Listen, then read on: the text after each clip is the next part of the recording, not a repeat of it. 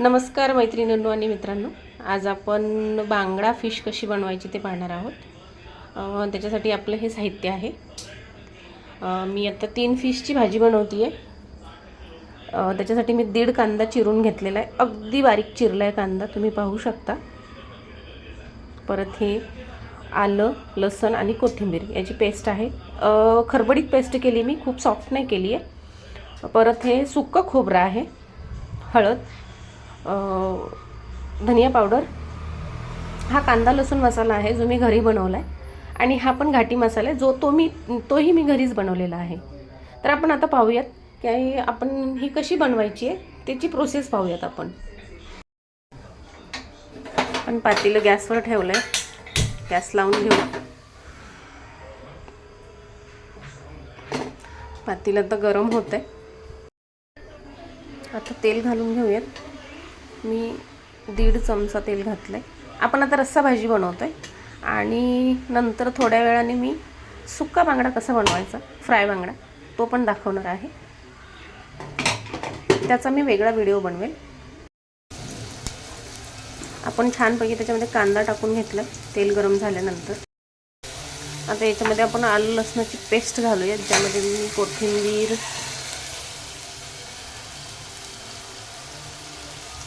आलं आणि लसूण तिन्ही घातलेले. मी हे जवळजवळ 4 चमचे घातले छोट्या चमच्याने.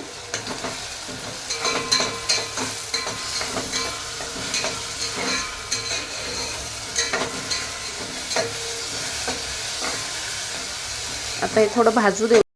तुम्ही पाहू शकता आपलं कांदा आणि लसणाची पेस्ट बऱ्यापैकी भाजलेली आहे. आता आपण याच्यामध्ये सुक्कं खोबरं घालूया. तुम्ही ओलंही घालू शकता, पण मी नाही घालत. कुठल्याच भाजीला मी सहसा ओलं खोबरं, आमच्या घाटावरती ओलं खोबरं वापरतच नाही, सुकं खोबरं वापरतात जास्त करून. ओला नारळ हा कोकणात वापरला जातो खूप जास्त प्रमाणात, आणि साऊथमध्ये. तर आता आपण हे छानपैकी भाजून घ्यायचे. भाजल्यानंतर मग ह्याच्यामध्ये मसाले घालायचे सगळे. आता याच्यामध्ये आपण मसाले घालूया.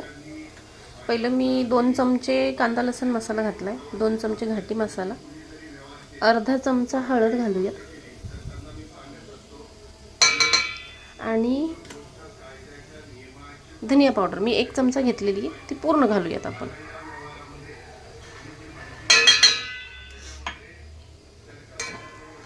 आता हे छान हलवून घेऊयात. मी कधीही खोबरं म्हणजे सुकं खोबरं बारीक करून ठेवताना, म्हणजे मिक्सरमधून काढून घ्यायच्या अगोदर खूप छान भाजून घेते, जेणेकरून भाजी बनवताना खूप जास्त वेळ जाणार नाही.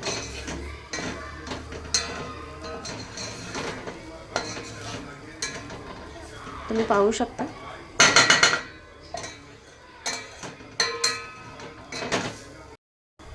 याच्यामध्ये आता आपण पाणी घालूया.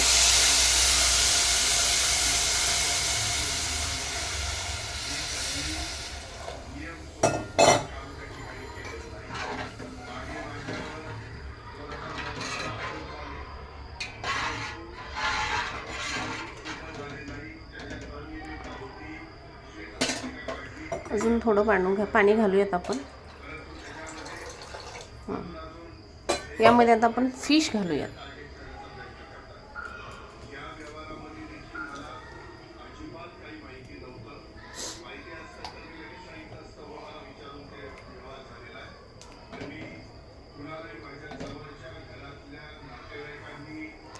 आता 10 मिनिटांमध्ये हे फिश तयार होतील शिजून, आणि आपली भाजी तयार झाली.